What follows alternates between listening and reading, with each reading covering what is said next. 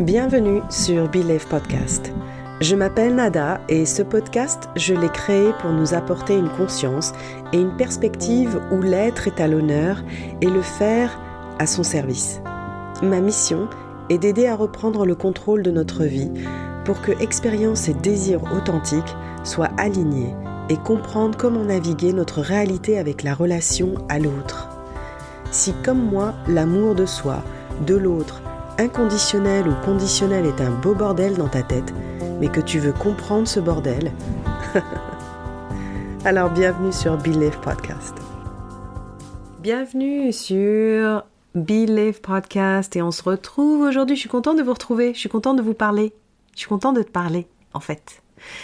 Et aujourd'hui, cet épisode est la suite de l'épisode sur le catfishing parce que franchement, cette expérience m'a apporté beaucoup d'éclairage et j'ai beaucoup de gratitude pour cette situation, cette malheureuse aventure.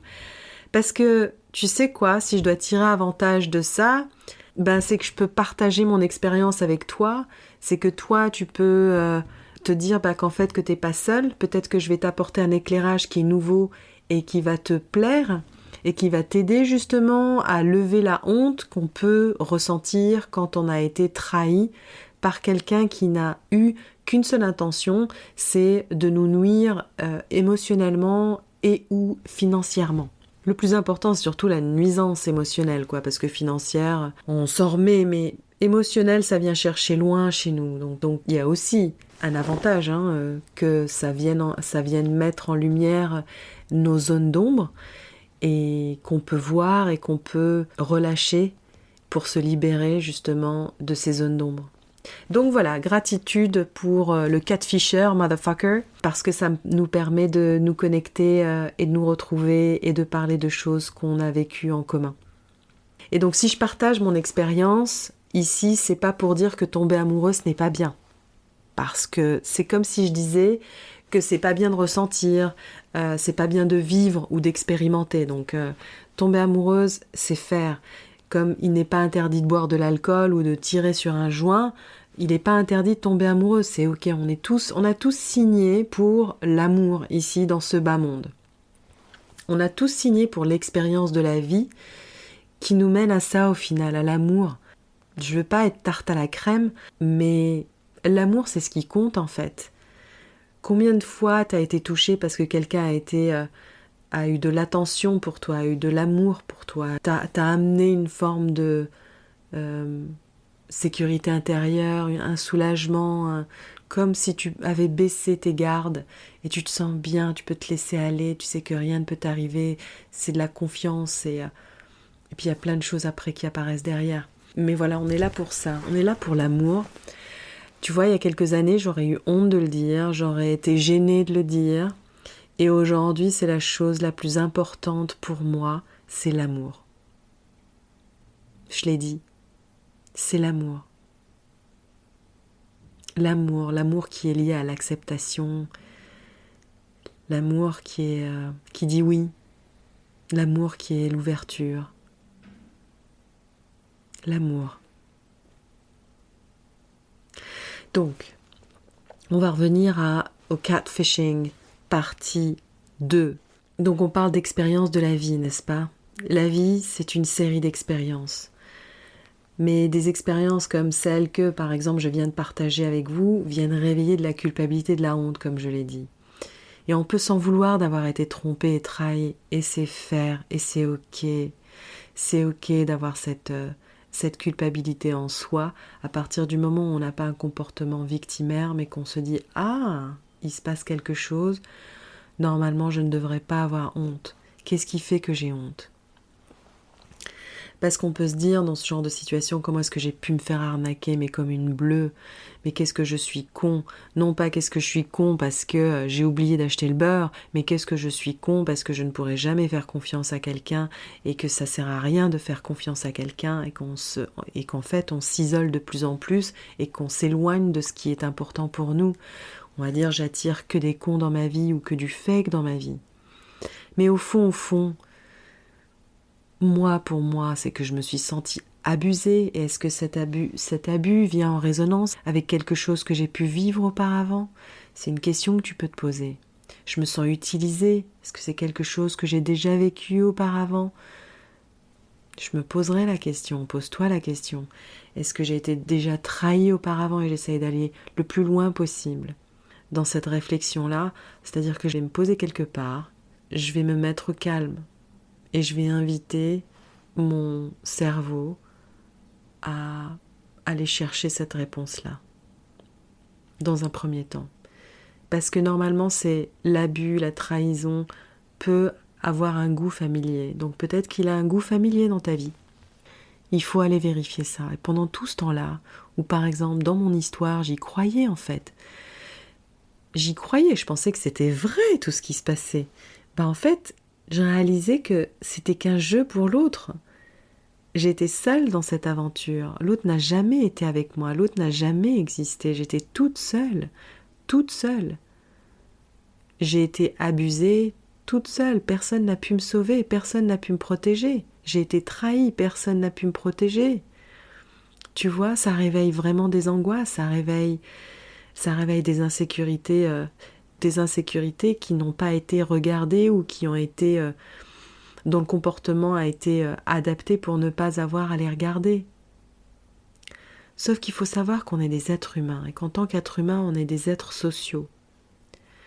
Donc être en connexion, c'est super essentiel pour notre survie et notre sécurité. C'est livré avec notre programmation. Donc c'est très important d'être connecté aux autres. Donc ça va servir à rien au bout d'un moment, bien sûr, une fois qu'on a évacué les émotions et tout ce qui est stocké, ce sera plus facile d'être connecté. Alors que si je reste dans cette rancœur ou dans cette parano, dans ce manque de confiance, je vais de plus en plus m'isoler, je vais de plus en plus m'interdire de connecter avec l'autre. Donc je parlais de cette sécurité en tant qu'être humain, qui est la sécurité intérieure. Cette sécurité, elle se construit normalement dès notre plus jeune âge, en ayant eu un environnement qui était safe, qui était sauve, avec des parents ou des adultes qui nous entouraient, qui étaient présents à nos besoins intellectuels peut-être, mais surtout à nos besoins émotionnels. Des adultes qui étaient réceptifs à ce qui se passait, qui étaient capables en fait de se mettre sur la même fréquence. Cette sécurité se construit quand on a reçu une éducation où la communication était encouragée par le parent et que ce dernier avait la capacité de s'aligner à l'énergie de l'enfant. Donc que le parent ait une capacité d'écoute, qu'il soit un guide sain pour l'enfant. Et ce genre d'accompagnement, ça crée un adulte qui va avoir cette capacité-là à construire des liens solides, des liens sécurisants avec sa chérie ou son chéri, avec ses amis, avec ses collègues, avec son voisin. Je parlerai en fait des styles d'attachement dans les prochains épisodes parce que c'est super intéressant en fait. Ça déculpabilise complètement nos comportements et surtout ça nous encourage de changer et d'être plus bienveillant vis-à-vis de soi et plus naturellement attiré par un mental sain en face de soi. Donc ce sentiment de honte et de culpabilité, en fait, il vient de cette insécurité, de ce manque de sécurité intérieure. Et si on a un manque de sécurité intérieure, notre comportement, il va être basé sur quoi ? Sur une croyance qui va dire, alors peut-être que toi, tu vas me répondre par mail ou par texto. D'ailleurs, tu peux m'envoyer un message sur Instagram, nada.coaching, je vais le noter dans les show notes. Donc cette croyance qui dit ma valeur dépend de ce que tu penses de moi. Ma valeur va dépendre de ce que tu fais pour moi. Ma valeur va dépendre de ce que tu vas dire de moi. Donc mon comportement va s'adapter de manière à ce que j'obtienne le meilleur feedback de toi qui est à l'extérieur, que je considère à l'extérieur de moi. Et ce qui va se passer, c'est que en faisant ça, je vais créer une relation de codépendance. Si tu ne me donnes pas un bon feedback, je vais être malheureuse. Donc je vais être dépendante de toi. C'est ça la relation de codépendance. Et qui va, surtout, cette relation-là va venir barrer la route pour ma propre liberté. Qui va venir, surtout si elle fait partie de tes valeurs, qui va venir barrer la route de mon authenticité, puisque je vais m'adapter pour toi et non pas par rapport à une situation. Je vais m'adapter pour toi. Je vais me ghoster moi-même. Je ne vais pas accepter de ressentir tant que toi tu ne m'auras pas validé. Et puisque je serai toujours dans une attente de validation et qui me donnera l'impression illusoire que je ne suis pas seule, mais c'est illusoire puisque ça va être toujours fait avec beaucoup d'efforts, tu vois. Donc finalement, je cours après quelque chose, je cours après le fait de ne pas vouloir être seule alors que je suis seule. Je me mets dans une situation où je me prouve que je suis seule. Et donc rassurez-vous, rassurons-nous, il n'est jamais trop tard pour construire cette sécurité intérieure, évidemment, parce que tu me diras, Nada, donc là, si j'ai pas eu une enfance avec des parents équilibrés, ce qui n'est pas toujours le cas, je dirais même plus de la moitié, donc du coup, je suis foutue. C'est-à-dire que ça y est, quoi. Je vais être toujours dans une relation de codépendance.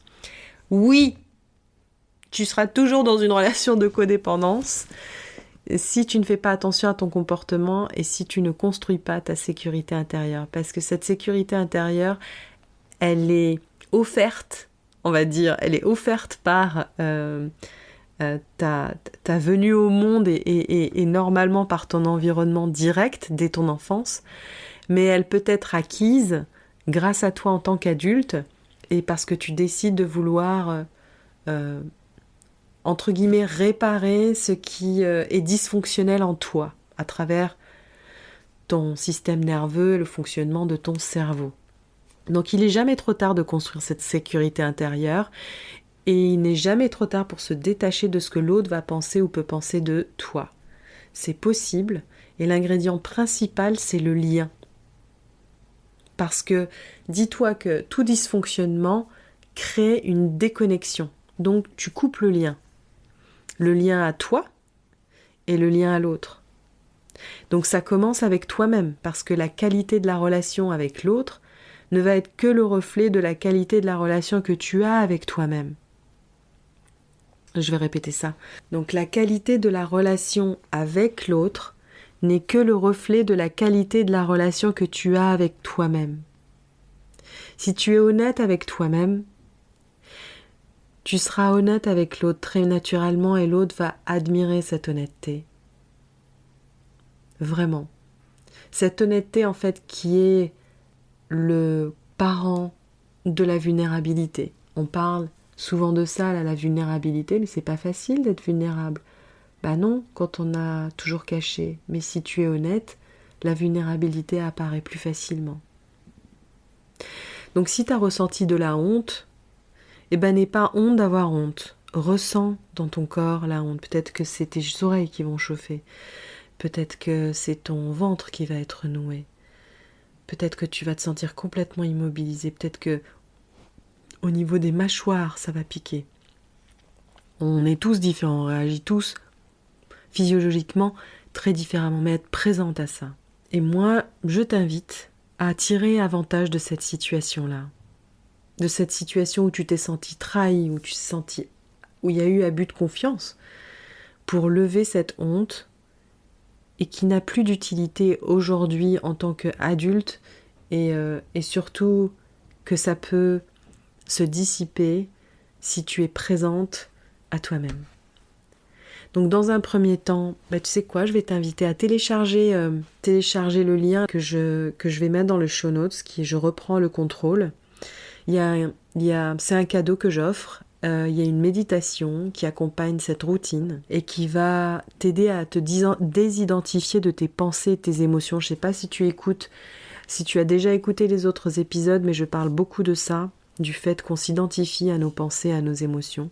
Donc je t'invite à écouter les épisodes précédents.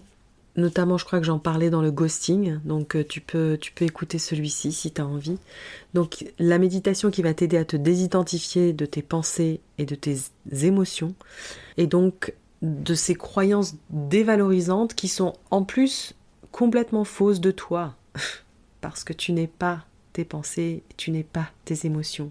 Donc je t'invite vivement à écouter cette méditation dans ta routine du matin.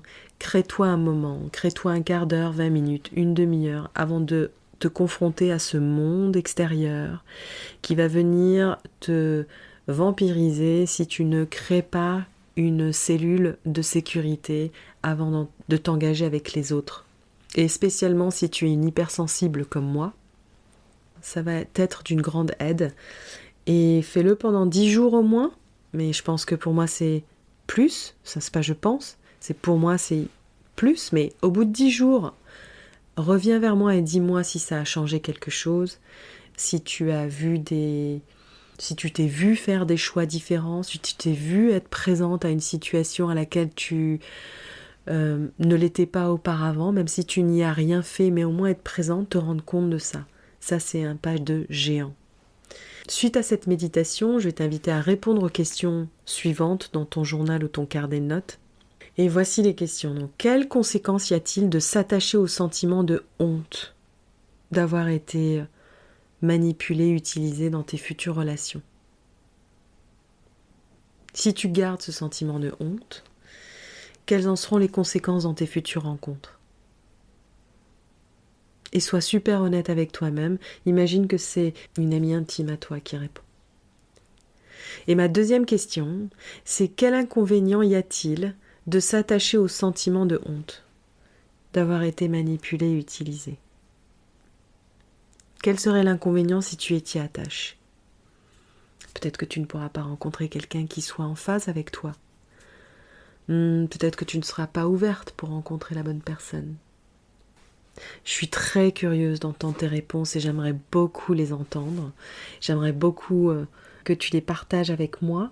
Envoie-moi un message ou un message sur Instagram, nada.coaching, ou bien par mail belivecoaching@gmail.com. Je vais mettre mon adresse dans les show notes. Je vais mettre le lien de la méditation et de la routine. Je reprends le contrôle dans les show notes aussi. Il va falloir que je sache comment on dit show notes en français, mais vous avez compris dans le texte de cet épisode.